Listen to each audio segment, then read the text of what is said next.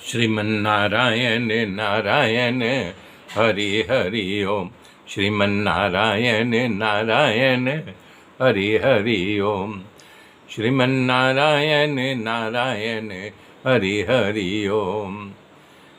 कह रहे हैं कि मान लो यदि मनुष्य ही सुख और दुख का कारण है तो उसमें आत्मा का क्या संबंध। बता रहे हैं अगर मान लो शरीर और आत्मा को अलग पहचान करा रहे हैं कि जब कारण जो है मनुष्य है तो आत्मा का क्या संबंध है, क्योंकि सुख दुख पहुंचाने वाला ये मिट्टी का शरीर है। अगर कोई रोग होगा शरीर को होगा, कोई पीड़ा होगी शरीर को होगा, कोई हलचल होगा तो मन के द्वारा इस शरीर को होता है। आत्मा कोई लेना देना नहीं है और ये भोगने वाला भी यही है। उदाहरण बता रहे हैं, मान लो आप भोजन कर रहे, अगर आप जीभ कट गई तो आप किसके ऊपर गुस्सा करेंगे, किसको क्रोध दिखाएंगे, किसकी गलती मानेंगे।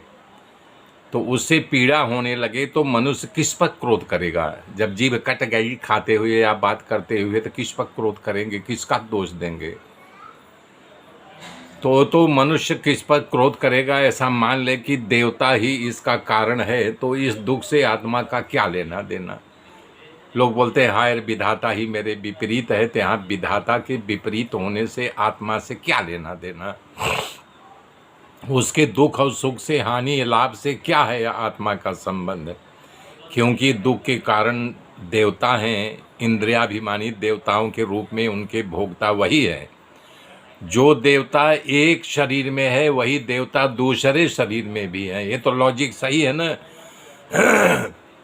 यदि अपने शरीर में एक अंग से दूसरे अंग से, मान लीजिए आप अपने मुंह पे लाफा मारिए तो आपके द्वारा मारा गया लाफा जो है आपके गाल पर तमाचा पड़ेगा, चोट लगेगा, तो आप किस पर क्रोध करेंगे बताइए। अपने हाथ पर करेंगे। यदि हाथ पर कर रहे हैं तो आपका अंग है।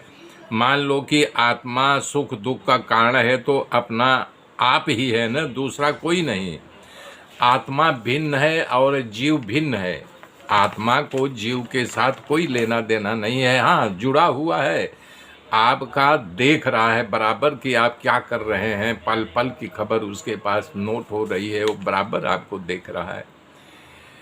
यदि दूसरा प्रतीत हो रहा है तो मिथ्या है, इसलिए न दुख है न सुख ही नहीं है। क्रोध कैसा, क्रोध का निमित्त क्या है। यदि ग्रहों सुख दुख के निमित्त माने तो भी उसमें अजन्मा आत्मा की क्या हानि। आत्मा न तो कभी जन्मता है, न तो उसकी मृत्यु होती है, न उसको पानी गीला कर सकता है, न तो हवा सुखा सकती है, न तो आग जला सकती है। आत्मा अजर अमर है, वो हमेशा से है।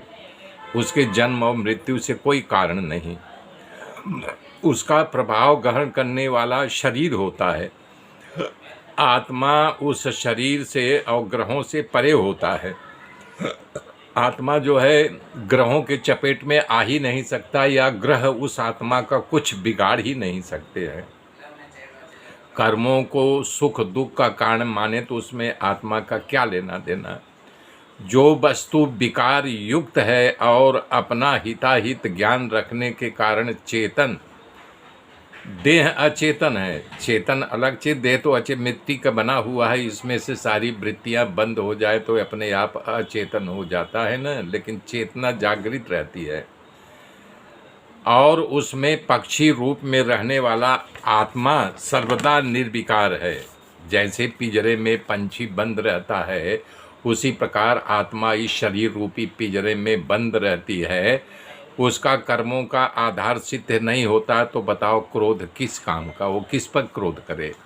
सब मिला करके आत्मा, शरीर और जीव, ये तो शरीर जो है धीरे धीरे धीरे इसका विनाश हो जाएगा। जीव तिरोहित रहता है, जीव चेतन रहता है, उसी के द्वारा शरीर को दुख सुख लाभ हानि की क्रिया प्रतीत होती है। मेरे मित्रों, मेरे साथ बने रहिए, आगे की गाथा फिर कर जोड़ूंगा। तब तक के लिए जय श्री राम।